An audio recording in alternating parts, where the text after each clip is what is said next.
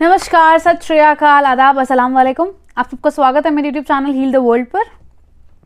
तो आज मैं आपसे बात करने आई हूँ एक जो कल रिसेंटली पेपर हुआ है, अभी संगठन ने लिया है LDCE। LDCE क्या है? Limited departmental competitive exam. ये उन टीचर्स का पेपर होता है जो KVS में ऑलरेडी काम कर रहे हैं और जो प्रमोशन चाहते हैं, PRTs TGT बनना चाहते हैं, TGTs PGTs बनना चाहते हैं, PGTs वाइस प्रिंसिपल तक पहुँचना चाहते हैं, तो ये उनके लिए एग्जाम होता है। और ये जो पेपर हुआ है कल, ये भी CBSE ने लिया है और ये कल वाला paper is an exact reflection of your fourth coming exam. जो पेपर आपका आएगा ये उसका रिफ्लेक्शन था। तो मेरे कलीग से बात करके मुझे बहुत कुछ पता चला। पहले बात करते हैं हम प्राइमरी टीचर्स की। देखो, प्राइमरी टीचर्स जो पेपर देते हैं ना संगठन में LDC वाला, वो HM बनने के लिए या TGT बनने के लिए देते हैं, क्योंकि प्राइमरी तो एंट्री लेवल है, तो प्राइमरी पे तो कोई प्रमोशन होगा नहीं। तो जो प्राइमरी टीचर जिसको 5 साल PRT पे हो जाते हैं वो HM के लिए एलिजिबल हो जाता है। और वो PRT जिसको 5 साल PRT पे हो गए, साथ में उसने BEd और ग्रेजुएशन कर लिया, वो TGT के लिए एलिजिबल हो जाता है। शायद सीटेड भी होता है, सीटेड 2 भी मांगते हैं, तो TGT के लिए एलिजिबल हो जाता है। तो लेट्स टॉक अबाउट देम। अभी HM के पेपर की जो मेरे कलीग्स ने मुझे बताया है, मैं तुमको एक बात बताती हूँ। जो लोग पढ़ के नहीं गए थे, फैमिली में कोई इशू हो गया या बच्चा छोटा है, मतलब ढंग से तैयारी नहीं की, कभी किताब खोली नहीं खोली, उनका जवाब ये आ रहा है कि एक था पेपर वॉज क्वाइट सेटिस्फाइंग, ठीक था, सो था। मतलब हमने पढ़ाई नहीं की फिर भी हमें पेपर आता था। लेकिन जो एक्चुअली में दिल से शिद्दत से पढ़ के गए थे वो कह रहे हैं यार हमने तो बहुत ज़्यादा पढ़ लिया, पेपर में तो कुछ और ही आ गया। लेकिन CBSE ने अपने सिलेबस के साथ जस्टिस किया है। CBSE ने HM के सिलेबस में बोला था 1 to 5 की टेक्स्ट बुक्स NCERT के, इससे बाहर सवाल नहीं आएगा, उससे बाहर सवाल नहीं आया। मेरी एक मैडम वो तो ये कह रही थी कि एक तो मैंने आज तक हिंदी पढ़ाई नहीं और हिंदी की स्टोरी के कैरेक्टर्स पे क्वेश्चन आया हुआ था। इसका मतलब ये था कि वो HM से एक्सपेक्ट कर रहे थे कि भैया आपको पहली से 5वीं की किताबें सारी पता होनी चाहिए। जिन्हें वो पता थी उनका काम हो गया, जिन्हें वो नहीं पता थी या जो ज़्यादा पुराने नहीं है, जो टीचर 15 साल से पढ़ा रहा है उसको ऑब्वियसली परमानेंट नॉलेज है। जो 5 साल पहले लगा है उसको 5 ही साल तो हुए किताबों को पढ़ते हुए, उसकी नॉलेज उतनी परमानेंट नहीं है, तो उसके लिए थोड़ी सी प्रॉब्लम आ गई। So this was the PRT exam. और ये वाला एग्जाम जो HM का पेपर है, ये TGT PGT के कंपैरेटिवली आसान आया है। और इसका एक ना रीज़न है, क्योंकि TGT PGT वाले तो कह रहे हैं भैया हमारियाँ उड़ गई, पेपर वॉज क्वाइट टफ, जिसकी बहुत अच्छी तैयारी होगी शायद क्लियर हो जाए, तो पेपर वॉज क्वाइट टफ। और HM का पेपर कह रहे हैं नहीं आसान था, कट ऑफ हाई जाएगी, पेपर आता था लोगों को। उसका रीज़न ये है कि HM का रिक्रूटमेंट ओपन नहीं होता है, आप लोग HM के लिए अप्लाई नहीं हो, तो संगठन अगर पेपर मुश्किल दे देगा और इनके अपने टीचर्स ही क्वालिफाई नहीं कर पाए वो पेपर को, तो वो HM की सीट्स कैसे फुलफिल करेगा? बाहर से तो ले नहीं सकता। तो इसीलिए HM का पेपर सिर्फ NCERT को ध्यान में रखते हुए बनाया था। तो ये मत सोचना प्राइमरी टीचर्स कि तुम्हारा पेपर भी आसान होगा। TGT PGT का ओपन रिक्रूटमेंट हो सकता है, अगर इनकी सीट्स डिपार्टमेंट के अंदर से फिल नहीं होंगी तो ये बाहर से कर लेंगे, इसलिए उसका पेपर टफ बनाया था। आपके नोटिफिकेशन में लिखा हुआ है सीट्स कैन बी चेंज्ड, आपके नोटिफिकेशन में ये चीज आई है, the number of seats is subject to change, मतलब डिपेंडिंग ऑन द सिचुएशन संगठन सीट्स बढ़ा भी सकता है और घटा भी सकता है। तो इसीलिए HM का paper was comparatively easy, simple, not too complicated, not too dynamic, but paper of TGTs and PGTs was quite dynamic। हवाइयाँ उड़ा दी उसने। ये भी मुझे सुनने में आया कि एक था ऑब्जेक्टिव पेपर था, लेकिन जो ऑप्शंस थे ना वो क्वेश्चन से ज़्यादा बड़े थे, ऑप्शंस पढ़ने में ही टाइम जा रहा था, ऑप्शंस वर क्वाइट कॉम्प्लिकेटेड, बहुत करीब, बहुत पास के क्वेश्चन थे, डिसाइड करना ये और ये कौन सा ठीक है मुश्किल हो रहा था। इसका मतलब TGT PGT का एक लेवल CBSE ने रखा है और वो आपसे भी वही एक्सपेक्ट कर रहे हैं। और जब TGT PGT मुश्किल आया तो PRT वालों तुम्हारा पेपर भी आसान नहीं आएगा।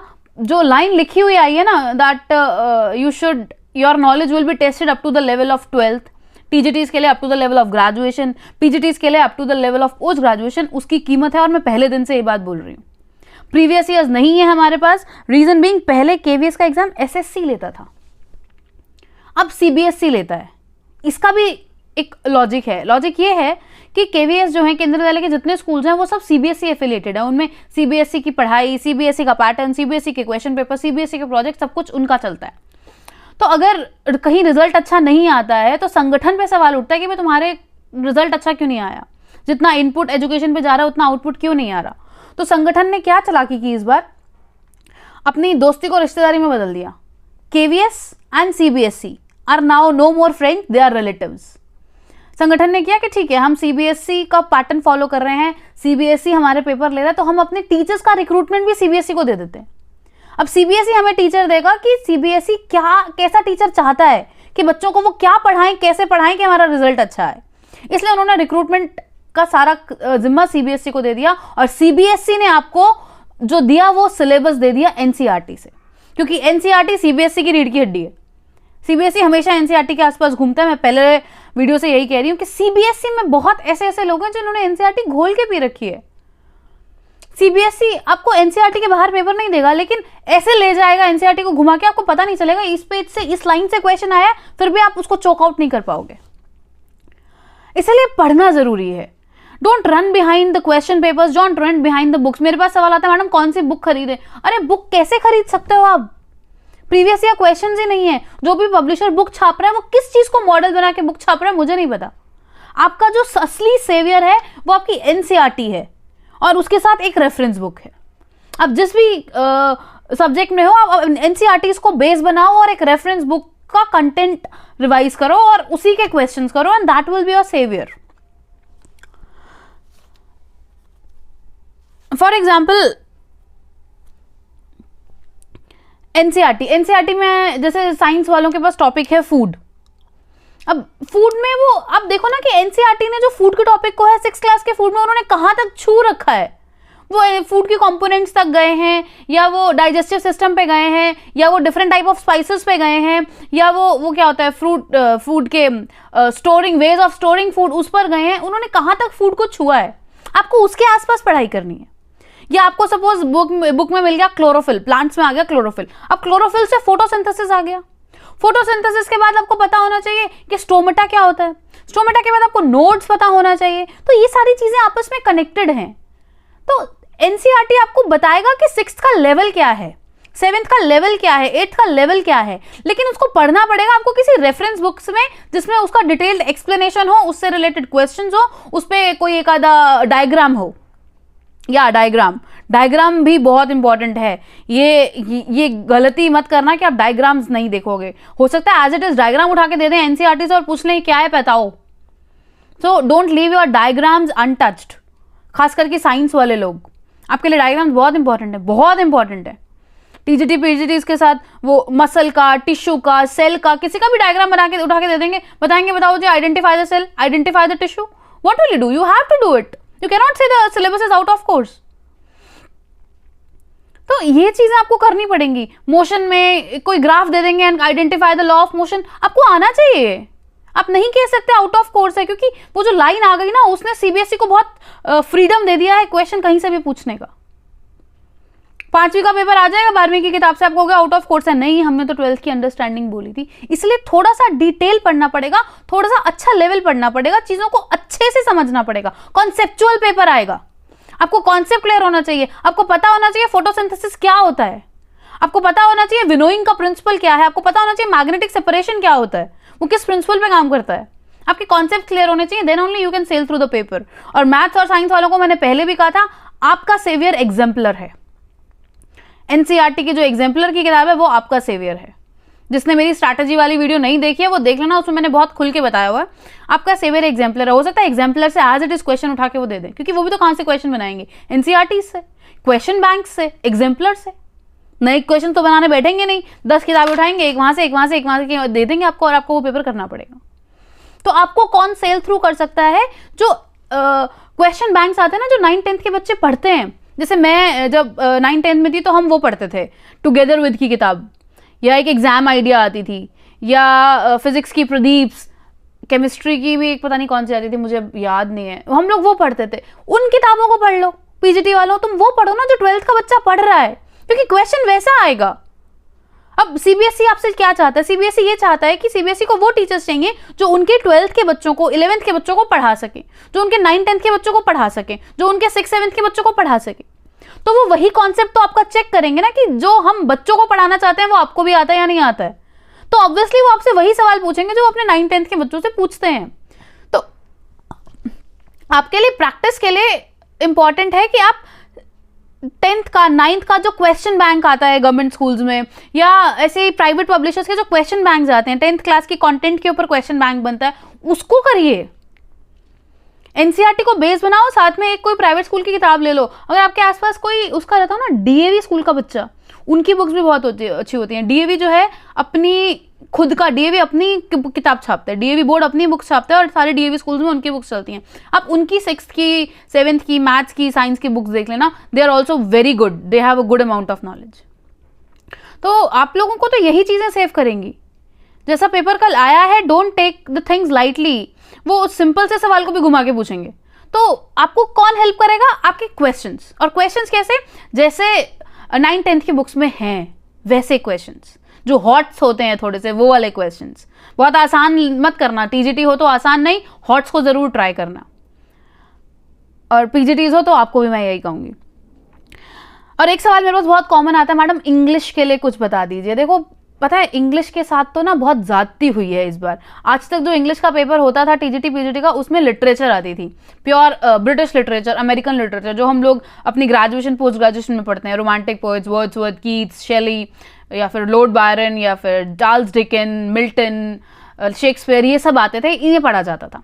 पहली बार कोई ऑर्गेनाइजेशन टीजीटी पीजीटी इंग्लिश का पेपर ऐसा ले रही है जिसमें उसने लिटरेचर ना डाल के एनसीईआरटी की किताबें डाल दी हैं।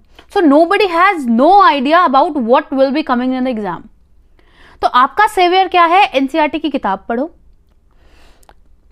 उसमें आपको सारे कैरेक्टर्स लर्न होने चाहिए। जैसे हिंदी में उन्होंने एचएम में कैरेक्टर पूछ लिया ना, आपसे भी कैरेक्टर तो पूछेंगे ही पूछेंगे। और इसके बाद हाई लेवल के लिए जैसे सपोज मेरे ख्याल से ना, एक वो एंटोनियन क्लियोपैट्रा का एक बहुत छोटा सा सीनियर ड्रामा कहीं 7th 8th में है। अब एंटोनियन क्लियोपैट्रा शेक्सपियर का ड्रामा है, अब वो शेक्सपियर के अराउंड का क्वेश्चन आपसे पूछ सकते हैं। वो कौन थे, कब पैदा हुए, कहाँ पैदा हुए, उनका फर्स्ट फोलियो कब आया, उनके कितने प्लेज हैं, वो कुछ भी पूछ सकते हैं। तो आप एक और काम करना, जो आपके पास चैप्टर्स है ना, उनके राइटर्स के बारे में, जो थोड़े से प्रोमिनेंट फेमस राइटर्स है ना, उनकी नॉलेज भी ले लीजिएगा। That will also help you. क्योंकि जो कल का रिपोर्ट मुझे मिला है ना, उसके बाद मैं खुद डरी हुई हूँ कि अगर मेरा पेपर होता तो मैं क्या क्या पढ़ती। मेरा नहीं है वो बात अलग है, but if it would have been my exam, मैं ये सब पढ़ती, क्योंकि मुझे पेपर निकालना था, मैं नहीं छोड़ती, लेके निकाल के लेके जाती। तो एक ये कहूंगी। और एक ना, जब मैं जैसे 9th 10th 11th 12th में थी, तो हमें किताब पढ़ा करते थे BBC. BBC is a English reference book, आप में से भी बहुत बच्चे पढ़ते होंगे। तो आप एनसीईआरटी के बाद उस बीबीसी को अपना दोस्त बना लो। उसका थोड़ा सा लेवल एक हाई होता है, मतलब एक लेवल है बीबीसी का। अगर आपकी इंग्लिश बहुत अच्छी नहीं है तो आपको हो सकता है किताब पढ़ने के बाद डिप्रेशन आ जाए। वो थोड़े से न्यू वोकैबुलरी और अलग अलग तरह के वर्ड्स, फ्रेज, एक्सप्रेशंस यूज करते हैं। अब उसको रेफर करो, क्योंकि उसमें हर चैप्टर के कैरेक्टर स्केच, उसमें situational questions, grammars, tenses, determiners, हर चीज अच्छे से दी होती है और एक अच्छा लेवल है उस किताब का भी। तो आप उसको फॉलो कर सकते हो, लेकिन वो एकदम से फॉलो मत करना। वो थोड़ा सा उसका लेवल अपर है, थोड़ा सा उसका लेवल ऊंचा है। हो सकता है आपको एक बार में समझ में नहीं आए, डिक्शनरी 4 बार कंसल्ट करनी पड़े। बट आप लोग मुझसे पूछते हो तो मैं तो वही पढ़ती थी। बीबीसी रेफरेंस बुक आती है एनसीईआरटी की, मैं उसी से पढ़ती थी। तो इंग्लिश वालों, आप प्लीज उसको रेफर कीजिएगा। थोड़ा लेवल अप है, लेकिन कोई बात नहीं, आप पीजीटी इंग्लिश की तैयारी कर रहे हो। अगर आप पीजीटी इंग्लिश की तैयारी करो तो आपने पोस्ट ग्रेजुएशन किया है, और पोस्ट ग्रेजुएशन इंग्लिश में किया है, तो ऑब्वियसली आपने British poets, American poets, Canadian writers, ये सब पढ़े हैं। अगर ये पढ़ के समझ आ गए तो फिर वो आ जाएगा, इतना मुश्किल नहीं है। डन अबाउट इंग्लिश, मैथ्स या SST. Sorry to you all, मैंने पहले वीडियो बनाई, उसमें मैंने एसएसटी वालों को जिक्र नहीं किया। मेरे को कमेंट्स पढ़ के किसी ने कहा मैडम आपने एसएसटी वालों के लिए कुछ बताया नहीं। I am really sorry to you all. लेकिन TGT, SST, PGT pol science, PGT economics, PGT history, आपके पास तो वैसे ही बाढ़ लगी हुई है यूट्यूब पे। आपका कंटेंट और यूपीएससी का कंटेंट सेम है, तो कोई भी ऐसा वीडियो देखो, कोई भी ऐसा चैनल लो, जैसे अनअकैडमी है, दृष्टि आईएएस है, विजन आईएएस है, मृणाल पटेल है, ऐसे बहुत सारे चैनल्स हैं जो यूपीएससी पढ़ाते हैं। और उसमें वो टॉपिक है, क्लास 11th ज्योग्राफी पूरा 10 घंटे का मैराथन है, क्लास 12th ज्योग्राफी पूरा 10 घंटे का मैराथन है। आप उन वीडियोस को रिपीट पे देखो ना, 4-5 टीचर्स की वीडियोस देखो रिपीट पे, आपको सब कुछ आ जाएगा। वो क्वेश्चंस भी कराते हैं, आपके टॉपिक्स क्लियर हो जाएंगे। आप स्क्रैच से पढ़ाते हैं, वो 12वीं के बच्चे को ऐसे नहीं पढ़ाएंगे कि वो 12वीं का है, वो 6ठी की 0 की चीज उठा के पढ़ाएंगे, तो आपका स्क्रैच क्लियर हो जाएगा। Why you are so worried about कि हम कहाँ से कोचिंग लें? आपको कुछ भी सर्च करना है, उसको आप टॉपिक लो, उसको यूट्यूब पे डालो, आपको 4 टीचर्स मिल जाएंगे। 2 दिन में आपको समझ में आ जाएगा कि आपके लिए कौन सा टीचर अच्छा है। अब ये सवाल मुझसे करते हो, मैडम कौन सा टीचर अच्छा है? टीचर अच्छा मैं नहीं बताऊंगी, आपको किसकी बात समझ में आ रही है। अपनी तरफ से सब अच्छा पढ़ाते हैं, आपको किसका समझ में आ रहा है, कौन आपके लेवल पे आके पढ़ा रहा है, किसकी भाषा आपके दिमाग में जल्दी जा रही है, that is the best teacher for you. और एक दो टीचर्स रखो, सिर्फ एक पे रिलाई भी मत करना, एटलीस्ट कीप 2 टीचर्स, और आप उनके वीडियोस देखते रहो बस। एंड देन प्रैक्टिस क्वेश्चंस, कोई क्वेश्चन बैंक, कोई 9th-10th की किताब, 11th-12th की MCQ की बुक, और क्वेश्चंस करते रहो। That will sail you all. Fundamental rights पढ़ना है, या वो ड्रेनेज का चैप्टर आता है एक 9th में, वो पढ़ना है आपको, या मेटल्स एंड नॉन मेटल्स आता है एक 10th में ज्योग्राफी में, वो पढ़ना है। इट्स अप टू यू, आपके पास टॉपिक्स होने चाहिए। मैप्स है, ग्लोब है, लैटिट्यूड्स एंड लॉन्गिट्यूड्स है, physical relief features of India है, बहुत सारी चीज़ें हैं, और ये सारी चीज़ें आपको यूपीएससी के सिलेबस में मिलती हैं। तो आप कोई भी एक ऐसी जगहों से पढ़ो जहां पर थोड़ी अच्छे लेवल की पढ़ाई हो रही है, क्योंकि वही लेवल आएगा आपके एग्जाम में। और जो कहते हो इतना डिटेल में पढ़ना है, पढ़ना तो आपको डिटेल ही है ना बच्चों। आप ग्रेजुएट हो, आपको 8, 9, 10th का बेसिक तो आता ही है ना, आपको थोड़ा डिटेल ही तो पढ़ना है, थोड़ा कॉन्सेप्ट ही तो स्ट्रॉन्ग करना है, थोड़ी सी चीजें जो याद नहीं है उन्हीं को तो रिवाइज करना है, ताकि आप पेपर अपना अच्छे से निकाल के ले जाओ। ऊपर से तो सबको आता है, पेपर कौन निकालेगा? जिसका कॉन्सेप्ट क्लियर है, जिसके कॉन्सेप्ट में जान है, जो रट्टा नहीं मार के बैठा है, जिसने चीजों को समझा है, पेपर वो निकाल के ले जाएगा। क्योंकि पेपर ऑब्जेक्टिव नहीं है, पेपर एक तरह से सब्जेक्टिव आ रहा है। बड़े बड़े क्वेश्चंस के साथ ऑप्शंस ऐसे स्टेटमेंट के आ रहे हैं कि उन्हें पढ़ने में समझने में टाइम जा रहा है। So you have to prepare yourself that way. हाँ, एक और चीज मैंने आपके लिए याद निकाल के रखी थी। सीबीएसई ना हर साल 9th, 10th, 11th, 12th के सैम्पल पेपर्स छापता है। सैम्पल पेपर्स हर इंग्लिश के, मैथ्स, एसएसटी, साइंस, संस्कृत, जितने भी चैप्टर्स सब्जेक्ट हैं, सबका सैम्पल पेपर आते हैं, 3 हर साल आते हैं। और पिछले कई सालों से एनसीईआरटी की किताब नहीं बदली है, तो पिछले 4, 6, 7, 8, 10 साल के आपको सैम्पल पेपर्स ऑनलाइन कहीं भी मिल जाएंगे। जब हम पढ़ते थे तो एक यूलाइक करके किताब आती थी, उसमें सैम्पल पेपर्स होते थे लेटेस्ट। लेकिन अभी यूलाइक में तो आपको सिर्फ 3 साल, एक ही साल के मिलेंगे ना, आपको तो पिछले 3-4 साल के चाहिए। आप सर्च करिए गूगल पे, sample papers class 10th English 2022, sample papers class 10th Hindi 2021, sample papers class 10th Hindi 2019, sample papers class 10th Hindi 2018। वो सैम्पल पेपर्स में ना वो टॉपिक्स होते हैं जो सीबीएसई क्लास 10th के बच्चों से, क्लास 9th के बच्चों से, 11th से 12th से पूछना चाहता है। तो ऑब्वियसली वो वही टॉपिक्स होंगे जो वो आपसे भी पूछना चाहेगा, क्योंकि आपको भी तो वो वही चेक कर रहा है कि आप उनके बच्चों को वो टॉपिक्स पढ़ा पाओगे जो बच्चों को आने चाहिए। तो सैम्पल पेपर्स भी देख के जाइएगा। इंग्लिश, हिंदी, मैथ, सीबीएसई के 8-10 साल के सैम्पल पेपर्स कर लो। उसके सब्जेक्टिव क्वेश्चंस मत करना, लेकिन क्वेश्चंस देखने के आपको एक आइडिया हो जाएगा कौन सा टॉपिक बहुत ज्यादा रिपीट हो रहा है, मतलब आपके पेपर में भी वो आएगा। कौन सा टॉपिक एक आध बार आया है तो वो उतना इंपॉर्टेंट नहीं है सीबीएसई के लिए, उसको आप थोड़ा सा डिटेल में नहीं भी पढ़ोगे तो निकाल के ले जाओगे। लेकिन जो मैक्सिमम टाइम आ रहा है जिसपे क्वेश्चन अलग अलग टाइप से आ रहा है, एक ही टॉपिक है, सपोज रिवर्स का है या ड्रेनेज है, उस पर क्वेश्चन कभी लॉन्ग क्वेश्चन आ रहा है, शॉर्ट क्वेश्चन आ रहा है, तो आपको पता चल गया भैया ड्रेनेज तो जान लेगा, मतलब नदियों के बारे में क्वेश्चन आएंगे तो वो आप ढंग से करिएगा। या ऐसे डाइजेस्टिव सिस्टम है, सर्कुलेटरी सिस्टम है, नर्वस सिस्टम है, इनमें से किसी एक पे रेगुलर बेसिस पे क्वेश्चन आ रहा है, तो मतलब ये इंपॉर्टेंट है। अब मोशन के लॉज है, मोशन बार बार आ रहा है या ग्रेविटेशन बार बार आ रहा है, आपको पता चलेगा कौन सा इंपॉर्टेंट है। सीबीएसई जिसको बार बार दे रहा है मतलब वो चाहता है कि बच्चों को ये आना चाहिए। अगर बच्चों को ये आना चाहिए तो टीचर्स को भी तो ये आना ही चाहिए ना फिर। So that will help you. थोड़ा सा अपना दिमाग लगाइए, आप सोचिए आप क्या कर रहे हो, आप अपने सिलेबस के अकॉर्डिंग हो या नहीं हो। सिलेबस आपके पास होना चाहिए, टॉपिक पढ़ो और जो टॉपिक हो जाए उसको टिक लगा दो, जो टॉपिक हो जाए उसको टिक लगा दो। This will help you to crack your exam.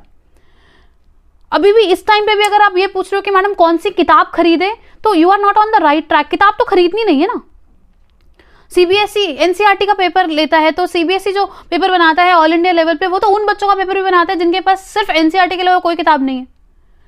वो बच्चे भी तो वो पेपर्स क्रैक करते हैं। तो सीबीएसई आपको जो पेपर दे रहा है वो ये नहीं दे रहा कि आप किताब खरीदो, ये करो, वो करो।